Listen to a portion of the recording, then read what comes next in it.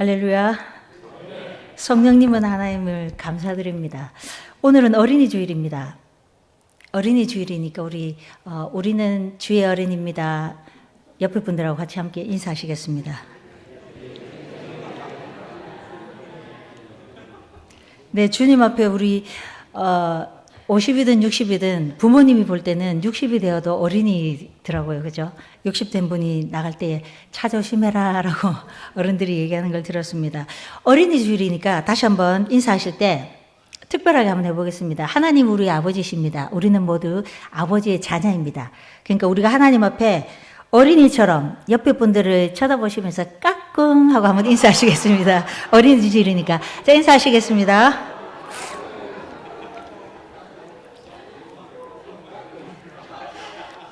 네, 하나님 앞에 이렇게 어린아이처럼 좋은 것 같습니다. 그리고 이렇게 또 제가 인사를 한 이유도 이렇게 한번 웃고 나면 우리의 마음이 모든 뇌도 생각도 이렇게 마음이 활짝 열립니다. 그러면 하나님의 말씀을 받을 때 더 아멘으로 받을 수 있음을 믿습니다. 아멘. 오늘 저는 위로와 구원이라는 말씀으로 함께 은혜를 나누고자 합니다. 우리들은 누구를 막론하고 삶을 살아가는 과정에서 상처를 입게 됩니다. 그 상처 입은 것을 붕대로 이렇게 묶어주는 것이, 감아주는 것이 바로 위로입니다. 서로 친밀한 관계일수록 더욱더 위로가 필요합니다. 부부 사이에도, 또 부모 자식 간에도, 또 상사와 아랫사람 사이에도, 또 모든 사람들 사이, 아무리 친한 친구 사이에도 다 위로가 필요합니다. 왜냐하면 어디 가나 모든 만남 속에 상처가 있기 때문입니다. 그래서 그 외로움을 어루만져주고 또 그것을 잊게 해주는 진정한 위로가 있을 때에 이 세상 삶을 살아갈 수 있는 힘이 됩니다. 예전에 실제로 길거리에서 프리허그라는 이 피켓을 들고 사람들이 서 있으면 자신에게 와서 그 포옹을 청하는 사람들에게 다가오면 그 사람들을 이렇게 안아주었습니다. 그것이 큰 위로가 됩니다. 오늘날에도 많은 사람들이 위로를 필요로 하지만 정작 위로를 얻을 것이 없다는 것을 말해주고 있습니다. 옛날에는 다 경험해 보셨겠지만 대문이 없었습니다. 그래서 다 대문이 열려 있어서 이웃집에 숟가락이 몇 개인지 또 그 집에 무슨 일이 있는지, 저도 어렸을 때 부모님 심부름 따라 부모님 심부름이 저녁 때 되면 이거 저 집에 갖다 주고 온나 그러면 갖다 주고, 또 저 뒷집에도 갖다 주라 그러면 계속 심부름을 다니고 그랬습니다. 그래서 뒷집에 앞집에 무슨 일이 있는지, 그리고 그 집에 어려움이 있으면 우리 모두가 가서 도와주기도 하고, 또 이웃 간에도 어려움이 있으면 다 그 모든 일을 나서서, 또 자녀에게도 어려움이 있으면 모든 동네 분들이 부모가 돼서 또 다 도와주고 이렇게 했었습니다. 그러나 오늘날에는 철문이 생기면서, 아파트 문에 띠띠띠띠 이게 생기면서 문이 착 닫히고, 그리고 가족 간에도 이웃 간에도 상처와 불신이 가득해서 위로 얻기를 힘을 쓰지만 위로받기가 사실은 어렵습니다. 우리는 주님의 사랑으로 서로를 향해 위로의 손길을 내밀어야 합니다. 동시에 진정한 위로다 되시는 그 하나님을 소개해야 합니다. 진정한 위로는 우리가 사람을 통해서도 얻지만 하나님을 통해서 얻는 것이 참된 위로입니다. 언제나 변함없이 우리의 고통을 우리가 말하지 않아도 하나님은 우리의 모든 것을 아시고 우리의 마음을 어루만지시고, 그리고 우리가 주여라고 말하고 그리고 신음소리만 내어도 주님은 우리의 모든 것을 아시고 우리의 눈물을 닦아주시며 하나님을 만나게 될 때에 정말 온전한 위로를 경험하게 됩니다. 고린도후서의 배경을 보면 그때 당시 로마를 통치하던 그 5대 황제인 네로가 통치하던 시대가 되어서 기독교가 가장 극심한 박해를 받을 때입니다. 그래서 바울이 전도하러 나갔을 때에 또 죽음의 위기 가운데서도 하나님으로부터 또 사도 바울은 위로를 받고 그 받은 위로를 고린도 교인을 또 위로하는 그러한 것이 기록되어 있는 것이 고린도 후서입니다. 그래서 고린도 후서의 내용을 보면 사도 바울의 어떤 그 감정들이, 고난과 고통과 또 슬픔과 분노와 그런 감정의 글들이 많이 기록되어 있는 것이 고린도 후서입니다. 여러분들 고난을 경험해 보셨습니까? 저도 예전에 고난을 경험하면서 하나님 제발 고난만큼은 그냥 지나가게 해주십시오라고 그렇게 기도를 했었는데, 지금 지나고 보니 고난이 은혜였고 고난이 없었다면 그 하나님을 제대로 깊이 알 수 없었습니다. 우리는 왜 예수를 믿으면 우리가 전도할 때 그렇게 하잖아요. 예수 믿으십시오. 만사 형통입니다. 라는 말을 합니다. 맞습니까? 네, 맞습니다. 하지만 틀립니다. 실제로 하나님을 만나면 모든 일이 형통합니다. 하지만 아닙니다. 왜냐하면 주님은 박수받고 칭찬받고 형통의 삶을 살지 않으셨습니다. 주님은 이 땅에 오신 이유가 십자가를 지시기 위해서 이 땅에 오셨습니다. 예수님이 고난당하셨기 때문에 예수님이 이 땅에 오셔서 사람으로서 이 땅에 몸을 입고 오셔서 사람으로서 당할 수 있는 모든 고통은 다 당하셨습니다. 왜? 저희들을 위로해 주시기 위해서입니다. 고통을 경험해 보지 않으면 알 수 없습니다.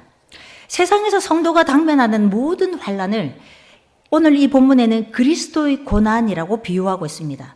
즉 예수님께서 세상에서의 모든 고난을 몸소 겪으신 것과 같은 그런 고난을 말하고 있습니다.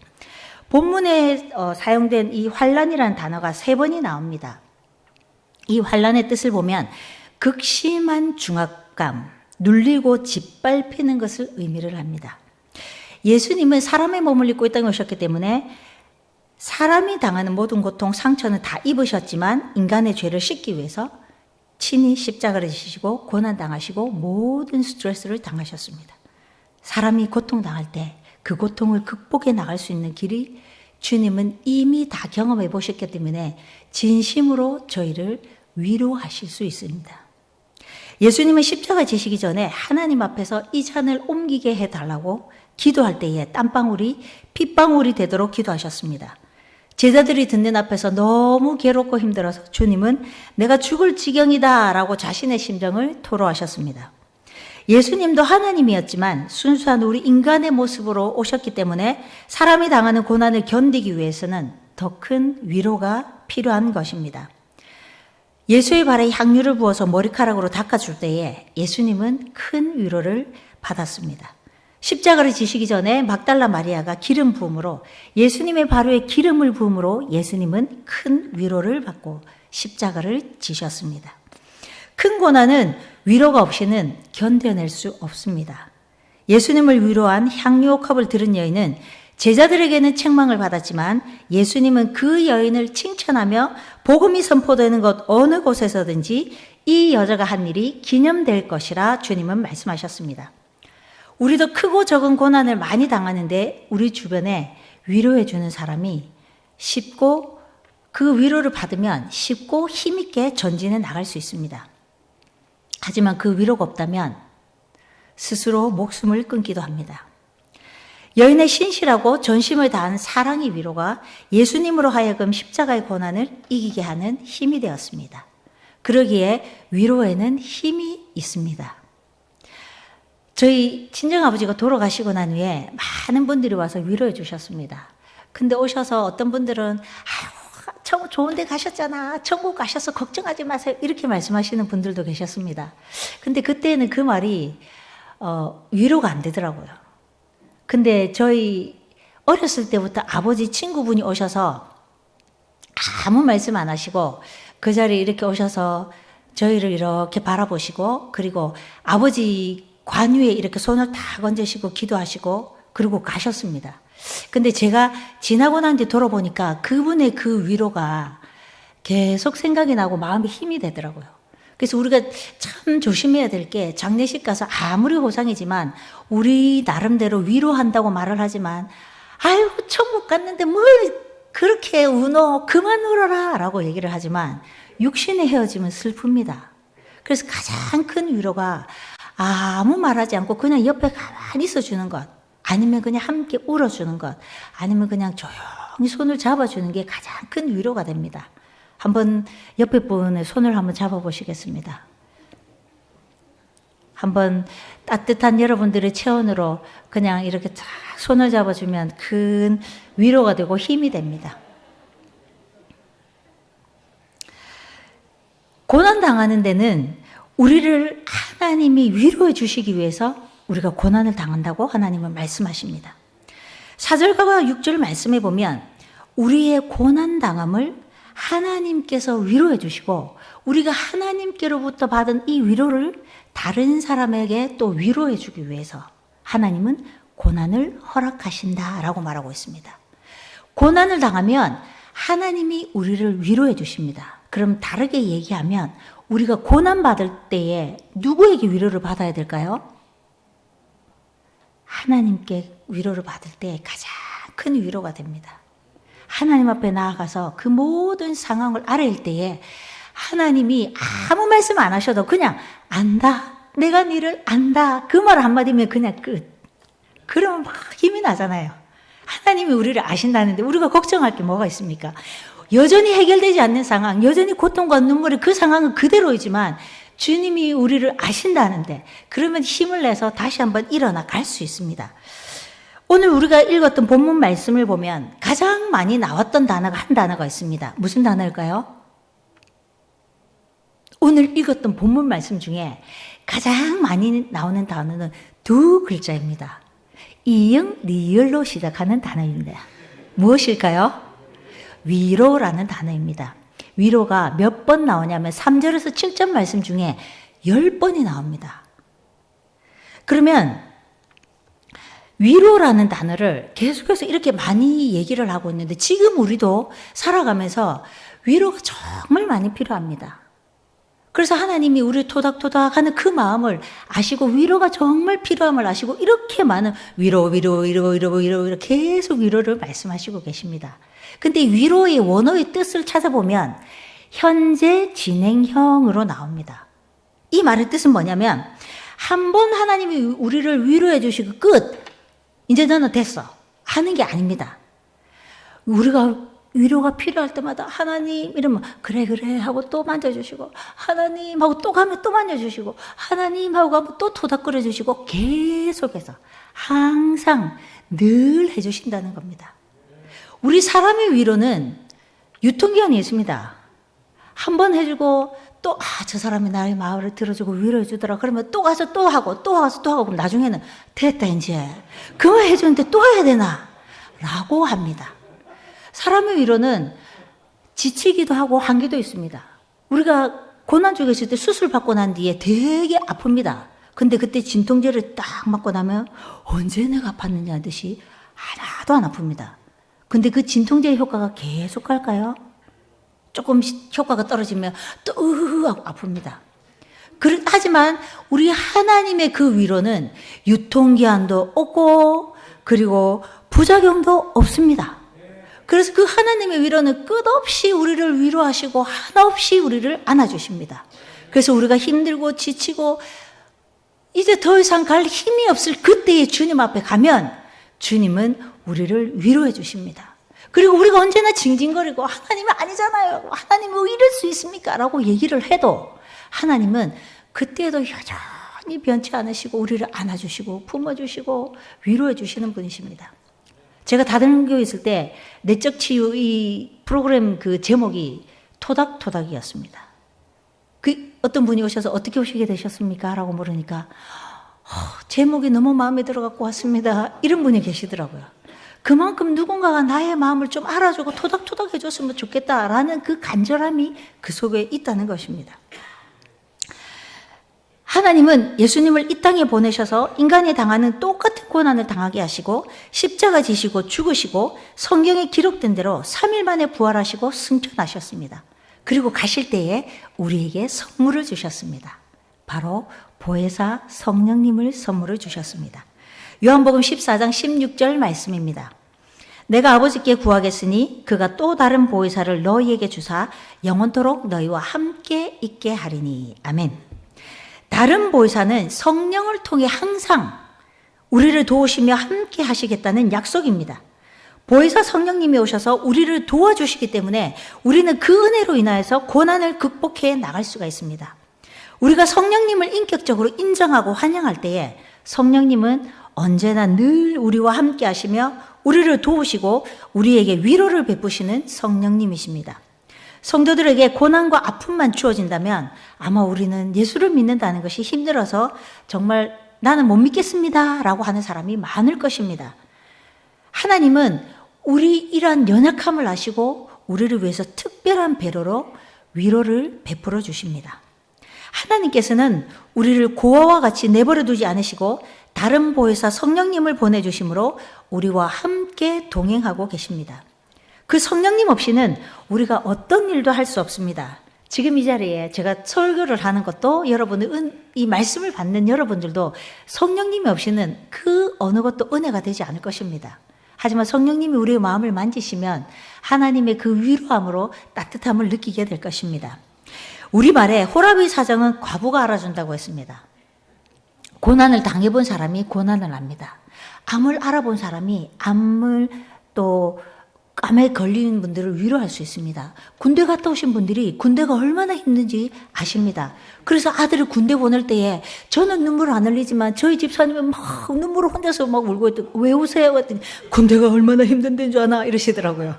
갔다 와봤기 때문에 안다는 것입니다. 예전에 아시는 목사님이 은퇴하신 후에 암이 걸리셨습니다. 그러고 난 그 목사님이 하시는 말씀이 내가 예전에 목회할 때에 암 걸리신 분들을 가서 목회 신방할 때 제대로 위로하지 못했다라고 후회하시면서 정말 가슴 아파하시면서 말씀하시는 것을 들은 적이 있습니다. 우리가 세상에 살면서 어려움 당하면 하나님의 위로를 받고 내가 받은 그 위로로 나와 같은 동일한 아픔에 있는 자들을 위로하기를 하나님은 원하십니다. 그렇기 때문에 우리 모두는 상처 입은 치유자입니다. 아멘. 우리는 이 땅의 환난을 통과해야 합니다. 초대교회 제자들은 핍박과 순교의 길을 갔습니다. 그러나 그들에게는 모든 고난 중에서 하나님의 위로가 있었습니다. 하나님이 사도들을 환난 중에 위로하신 것은 환난 중에 있는 다른 이들을 위로하는 자가 되게 하기 위해서입니다. 고난 중에 하나님의 위로를 체험한 자마다 고난당하는 다른 성도에게 위로를 전할 수 있는 자가 될 것입니다. 코로나 팬데믹을 지나면서 위로가 필요한 우리의 많은 이웃이 있습니다. 우리 사회 공동체가 격리를 통해서 불안, 두려움, 강박, 결핍을 경험한 많은 사람이 있습니다. 그들은 항상 위로해 주실 수 있는 하나님을 소개해 주는 것이 가장 큰 위로일 것입니다. 예수님은 공생의 기간 중에 두 종류의 무리를 보았습니다. 하나는 떡을 얻어먹고 많은 그 기적을 보기도 하고 그래서 병고침을 받고 많은 사람들이 환호를 하고 돌아갔지만 하나는 그들이 구원받는 것을 보았지만 하나님이 이 땅에 오신 목적을 제대로 알지 못했습니다. 그래서 기적을 받은 수많은 무리들을 하나님이 예수님이 기적을 행하셨지만 전도는 개인적으로 그들을 만나서 하셨습니다. 수가성 우물가에서 한 여인이 물 길러 올 때에 나에게 물 좀 달라라고 하면서 예수님은 관계를 형성하신 후에 그 여인과 1대1의 대화의 시간을 가졌습니다. 이 물을 먹는 자마다 다시 목마르려니와 내가 주는 물을 먹는 자는 영원히 목마르지 아니하리라 라고 주님은 말씀하시면서 그 여인과 대화하셨습니다. 예수님의 말씀은 여인의 마음을 감동했고 급기야는 물동이를 버려두고 동네에 가서 나는 메시아를 만났다 라고 외치며 그는 예수님을 전하는 온 동네 다니면서 복음을 전하는 여인으로 바꾸어졌습니다. 예수님은 개인적인 만남을 통해서 전도하셨습니다. 오늘 우리에게 주시는 중대한 교훈이 있습니다. 전도는 어떤 기적이나 권능을 행함으로 되는 것이 아니라 인간관계를 통해서 이루어집니다. 설문조사를 했습니다. 어떤 설교가 가장 듣기가 불편하십니까? 라고 물었다고 합니다. 어떤 설교일 것 같습니까?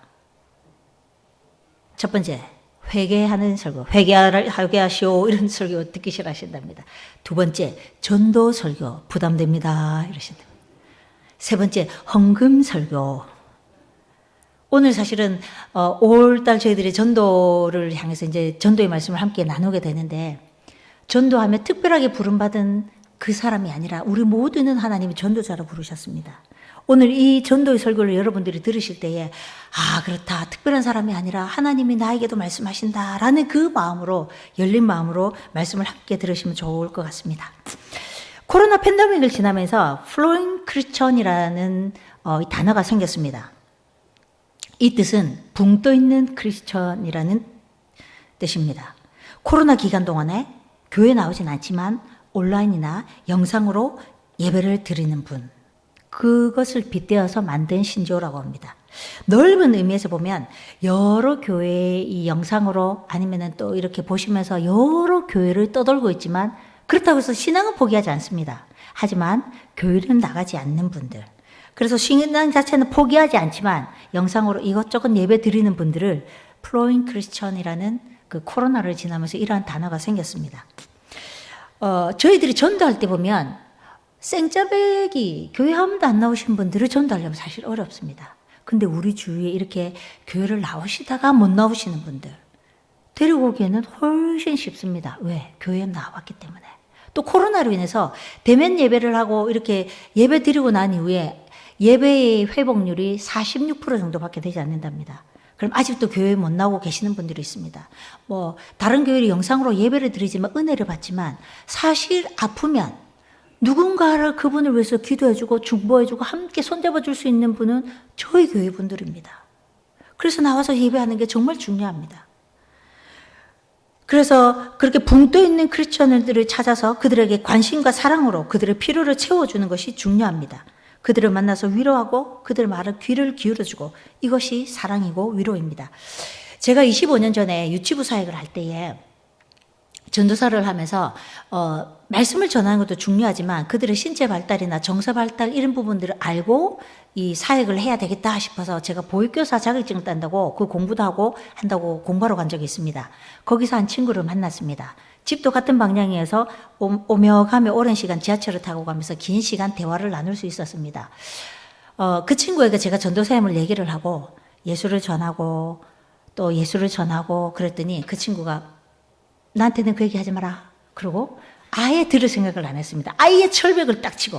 그래서 저는 웃으면서 알았다라고 얘기하고 난 뒤에 또 찬양이 집회 이런 데 있으면은 가볼래? 그러면 또 이 친구는 이러면서 또 따라오더라고요. 그래서 찬양 집회도 또 같이 가기도 하고 또 자연신학을 노래하는데 처음부터 불불불 이런 찬양 주면 CD 주면은 또 안 들으니까 이 자연신학을 노래하시는 분들이 있습니다. 또 그런 곡을 사서 또 선물하기도 하고 또 좋은 책 부담 없는 책도 선물하기도 하고 또 맛있는 밥도 사주고 또 공부할 때 시험 공부도 좀 도와주고 하여튼 필요한 부분들을 채워줬습니다. 몇 년 전에 안 얘기지만 그 친구가 사실은 그때는 얘기를 안 하더라고요. 오빠가 목사님이고 어렸을 때부터 신앙생활을 잘했는데 믿지 않는 남편이랑 결혼을 했다고 합니다. 그리고 10년 동안 아기가 없어서 또 아기를 갖기 위해서 모든 시험관 아기도 해보고 모든 거를 다 해보고 했는데도 안 됐다고 합니다. 그리고 자기가 하나님 앞에 기도하는데도 기도 응답이 되지 않으니까 이 친구가 하나님은 죽었다. 이제 하나님은 나에게 살아계시지 않는데 내가 다시는 하나님의 이름을 부르지 않습니다. 라고 하고 시어머니가 주시는 부적을 온몸에 또 베개에 그리고 아예 교회를 안 나가는 그때 이 친구가 저를 만난 겁니다. 그래서 이제 제가 계속 예수를 전하고 인데도 그 얘기를 한 번도 안 하고 계속 철벽을 치다가 어느 날 그 친구가 마음에 성령님이 감동하셔서 교회를 나가게 되고 그래서 자기도 열심히 나가다가 이제 남편도 데리고 나가고 그리고 남편도 이제 안수 집사님으로 세워지고 호산나 교회에서 그렇게 안수 집사님으로 세워지고 자녀도 선물로 받았습니다. 자기가 육신적으로 놓지는 않았지만 또 입양을 해서 가슴으로 자녀를 낳아서 잘 양육하고 이렇게 키우고 있었습니다. 그리고 한동안 저도 이제 또 다른 지역으로 이렇게 다니면서 그 친구랑 연락도 못하고 이렇게 지냈습니다. 제 개인적으로 저도 사실은 몇 년 전에 조금 힘든 시간을 보냈습니다. 어느 날 꿈에 예수님께서 하얀 가운을 입으시고 메스를 하나 딱 들고 계신 것을 꿈으로 보았습니다.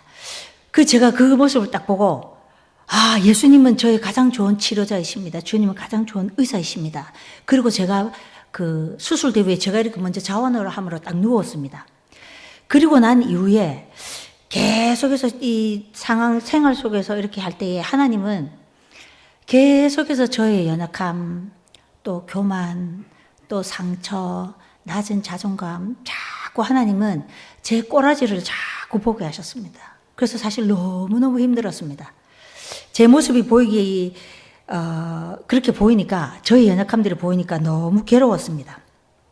어쩔 때는 제가 인지하지도 못한 아주 아기 때의 그 모습을 통해서 또 저의 거절감이나 열등감이나 수치감, 이런 모든 것들을 직면하게 하셨습니다. 그래서 괴롭고 힘들어서 사역을 할 수 없을 정도로 뭔가가 제가 이렇게 사역을 하면 선생님 이게 좀 해주십시오라고 말씀을 드리면 목사님 죄송한데 제가 이번 주는 바빠서 안 내겠습니다. 이러면 그럴 수 있잖아요. 근데 그 말을 하기가 두려워서 말을 할 수가 없었습니다. 그 정도로 제가 힘이 들었습니다. 하지만 사역의 현장에서는 이 일이 제 일이 아니었기 때문에 하나님의 역사와 성령의 역사와 그 일하심을 계속해서 드러나면서 하나님의 일은 이렇게 해서 계속 진행이 됐었습니다. 근데 제 내면은 어느 누구에게도 말하지 못했지만 하나님과 저의 관계성 속에서 저는 너무도 힘들어서 사역하는데 힘든 시간을 보내고 있었습니다. 저의 내면의 초라함과 또 상처투성이의 저의 모습이 괴로워서 참 힘든 시간들을 보냈었습니다.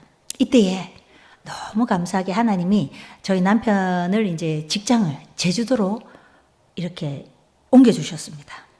그래서 저는 모든 사역을 내려놓고 제주도로 내려가서 안식하며 35년, 36년 만인가 하나님 이제 올해는 안식하겠습니다. 그리고 제가 제 스스로 하나님께 안식을 선포하고 자연과 함께 또 그 위로하시는 하나님을 만났습니다. 바다를 거니며 하나님이 만드신 아름다운 꽃을 보며 생태, 자연 생태계를 통해서 하나님은 말씀하시고 또 치유하시고 힘을 주시고 에너지를 주셨습니다. 저는 사실 사람을 너무 좋아합니다. 그래서 사람만 만나면 힘이 나고 사람들과의 관계를 통해서 제가 아무리 아파도 저는 사람을 만나고 나면 이렇게 다시 힘을 내는 사람인데 사람을 좋아하던 제가 모든 사람들과의 관계를 끊고 하나님과 또 저만의 일의 시간들을 통해서 자연을 통해서 이렇게 하나님과 교제했던 그러한 시간들이었습니다. 아무것도 하지 않고 그냥 걷다가 쉬다가 배고프면 먹고 그리고 예배하고 그러한 시간들을 보냈습니다. 그러다가 문득 그 친구가 생각이 났습니다. 몇 번 생각이 났습니다. 그래서 그 친구에게 전화를 해보았습니다. 친구의 목소리는 너무 힘이 없었습니다. 우울증과 공황장애를 앓고 있어 몇 년 동안 사람을 만나지도 밖을 나가지도 않고 있다는 것입니다. 저는 기도하며 기다렸습니다. 그 친구의 밝은 에너지를 알고 그 친구 예전의 모습을 아는데 하나님이 그 친구의 마음과 환경을 허락하시기를 기다렸습니다. 어느 날 그 친구 전화가 와서 만났습니다. 남편과 딸은 열심히 교회 봉사를 하고 있는데 본인은 교회를 나가지도 않고 사람을 만나지도 않고 영상으로 예배를 드리고 있었습니다. 저 또한 광야를 또 고난을 경험하고 있었기 때문에 많은 말을 하지 않아도 그 친구의 마음을 알 수가 있었습니다. 몇 번의 만남 후에 그 친구는 자신의 이야기를 내어놓기 시작했습니다. 들어주고 함께 또 교회 가서 예배드리고 밥도 같이 먹고 울기도 하고 웃기도 하고 또 예전에 함께 그 추억의 장소에 가기도 하고 제가 하나님께 받았던 그 위로를 또 그 친구와 함께 나눌 때에 그 친구도 힘을 얻고 또 회복하는 시간이었습니다. 제가 줄 수 있는 위로가 아니라 하나님이 주신 그 은혜, 예수 그리스도, 성령님의 위로를 함께 경험하며 나누는 시간이었습니다. 하나님은 모든 대화 가운데 말없이 듣고 계신 분이셨습니다. 그 친구의 오랜 고질적인 문제인 형제들과의 어떤 재산 문제, 또 제사 문제, 딸의 문제로 인한 갈등이 하나둘 풀리기 시작하더니 이 친구의 마음에도 또 자유하게 되고 해방하게 되고 또 모든 것들이 해결되어지는 은혜가 있었습니다. 기도를 통해 자신의 연약함을 인지하고 직면하게 되고 그 친구는 그 내면의 두려움을 떨쳐버리고 또 담대하게 모든 상황을 또 맞이하게 됐습니다. 그래서 자신의 문제도 보게 되었습니다. 그래서 하나님의 때에 하나님의 방법으로 하나님이 위로하시니 그 친구의 얼굴이 점점 밝아지면서 예전에 밝은 친구의 모습을 볼 수 있었습니다. 그래서 제자반을 또 신청해서 말씀과 기도로 훈련을 받고 예배가 회복되어 가고 있었습니다. 그 친구는 약을 계속 먹고 있었기 때문에 병원에 주기적으로 계속 가서 상담을 하고 이랬었는데 그 친구가 제자반을 하는 동안 마음에 확신이 들었다고 합니다. 하나님이 치료하시겠다라는 마음에 확신이 들었다고 합니다. 어느 날 병원에 가서 의사 선생님 만나고 난 뒤에 우울증이 다 치료됐습니다. 이제 약을 안 먹어도 됩니다. 라는 얘기를 들었다고 합니다. 그래서 너무 기쁜 마음으로 저에게 전화가 왔더라고요. 그래서 저도 너무너무 감사했습니다. 이처럼 관계 전도가 중요함을 증명할 데이터가 여기 있습니다. 교회 밖의 사람들에게 친구나 가족, 이웃이 진실하고 진정성 있게 신앙을 권한다면 생각해 볼 의향이 있냐는 질문에 그렇다라는 답변이 많이 나왔습니다. 그래서 가족의 초대는 59%, 친구의 초대엔 51%, 온라인이나 영상은 29%, SNS는 더 적은 비율로 응답을 했습니다. 그러면 여러분들과 지금 만나고 있는 주위의 분들에게 예수를 믿자 이렇게 어려울 이때일수록 예수를 전할 때에 그분들이 교회에 나올 수 있는 프로테지가 저만큼 많다는 것입니다. 또 우리나라 그 예수를 믿는 분들에게 물었습니다. 성인이 되고 난 이후에 예수를 믿게 된 사람들을 대상으로 기독교 신앙을 갖는데 도움을 준 이가 누구냐라고 조사해 본 결과 가족이 39%, 친구가 20%, 그리고 익명의 전도자나 극소수였다고 합니다. 가장 효과적인 신앙의 초대는 가족이나 친구나 가까운 거리에 있는 사람들이라는 것을 말해주고 있습니다.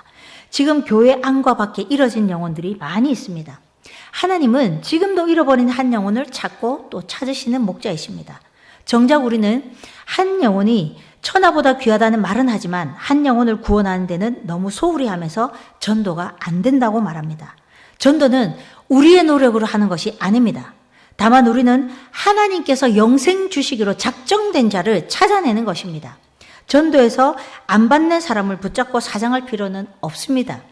때가 되면 거두는 것이고 때가 안 되었기 때문에 때가 될 때까지 기다리면 됩니다. 고구마가 익었는지 안 익었는지 젓가락으로 찔러보듯이 그냥 예수를 전해서 아니면 기다리면 됩니다. 그래서 전도는 하나님과 동력하는 것입니다. 하나님은 예정하시고 우리는 인도하고 하나님은 심고 우리는 거두는 것입니다. 우리가 전도하는 것은 때가 되었는지 안 되었는지 확인할 때 그분은 주님 앞에 나올 수 있습니다. 제가 예전에 빌립 전도 훈련을 받은 적이 있는데요. 이 전도에 뭐 무당도 전도하라고 하고 기관장들도 전도하고 하여튼 여러 이게 있는데 1시간 강의 듣고 1시간 바로 전도 그 자리에서 현장을 실습하러 나가는 겁니다. 근데 제가 너무 놀라운 게 나가면 있습니다. 나가면 있습니다. 근데 더 놀라운 건 절이나 아니면 무속인들 집에 가서 전도를 해야 됩니다. 저도 사실 그때 전도사였지만 무속인들 집에 들어가려고 하니까 되게 겁이 나더라고요. 긴장이 되고 그래서 막 예수의 보혈로 덮고 딱 들어갔습니다. 봉투를 하나 딱 준비해서 그분들에게 먼저 딱 그거부터 드리고 이제 시간을 그분들 쓰는 거니까 드리고 대화를 나눠보니까 너무 놀라운 게 그분이 예전에 교회 전도사님 사모님이셨대요. 그러다가 하여튼 이렇게 해서 지금 그 자리에 있지만 언젠가는 하나님께로 갈 거라고 얘기를 하시더라고요. 그리고 또 가정에 이렇게 절을 차려놓은 그분들 앞에 가서 또 이렇게 막 예수를 전하면 너무 놀라운 게 그분도 또 그래요. 사실은 우리 불교에는 극락이라는 건 없습니다. 자꾸 사람들이 죽으면 어디 가냐 물어봐서 사실 극락을 만들어낸 거지 실제로 극락은 없습니다. 이러면서 하나님은 진짜 신이 맞습니다. 라고 그분이 고백을 하시는 거예요. 가는 집마다 이렇게 이 무속인들 집에 가는 집마다 다들 그분들이 하시는 말씀이 어렸을 때 교회를 다 다녀봤대요. 그리고 하나님이 살아계신 건 안 돼요, 그분들이. 그래서 제가 속으로 그랬습니다. 아, 이 사람은 가짜는 아니구나. 진짜구나라는 걸 알았습니다. 그래서 복음의 사각지대는 없습니다. 정말 우리가 이 사람이 때가 됐는지 안 됐는지 하나님에 대해서 우리는 그냥 전할 뿐이고 그분들이 준비가 되면 그분들은 주님 앞에 나옵니다. 그 친구가 저를 딱 하나님이 준비됐을 때 만나게 하는 것처럼 하나님이 일하시면 그렇습니다. 우리가 시간을 투자하고 물질을 투자하고 정성을 기울여 간절히 기도하며 사랑으로 행할 때에 열리지 아니할 마음문이 어디 있겠습니까? 건너와서 우리를 도우라는 간절한 외침을 외면하지 않기를 우리는 원합니다. 지금도 우리의 도움을 간절히 바라며 손짓하는 사람들이 있습니다. 아무것도 안 하면 아무 일이 일어나지 않지만 무언가를 하면 반드시 열매가 맺힙니다. 우리 주위를 둘러보십시오. 우리 눈에 띄고 생각이 나고 마음이 가면 주님의 마음으로 섬기십시오. 함께 울어주십시오. 우리 모두는 상처 입은 치유자로서 쓰라린 상처를 붕대로 감아주는 위로를 통해서 많은 영혼이 죽게 돌아오는 은혜를 누리는 우리 모두가 되기를 바랍니다. 아멘. 함께 기도하시겠습니다. 하나님 감사합니다. 광야 속에서 우리를 내버려 두지 아니하시고 위로해 주셔서 감사합니다. 상처 입은 치유자로서 다른 이들을 위로함으로 구원받은 사람이 날마다 더하는 우리 교회가 되게 하여 주옵소서. 예수님의 이름으로 기도합니다. 아멘.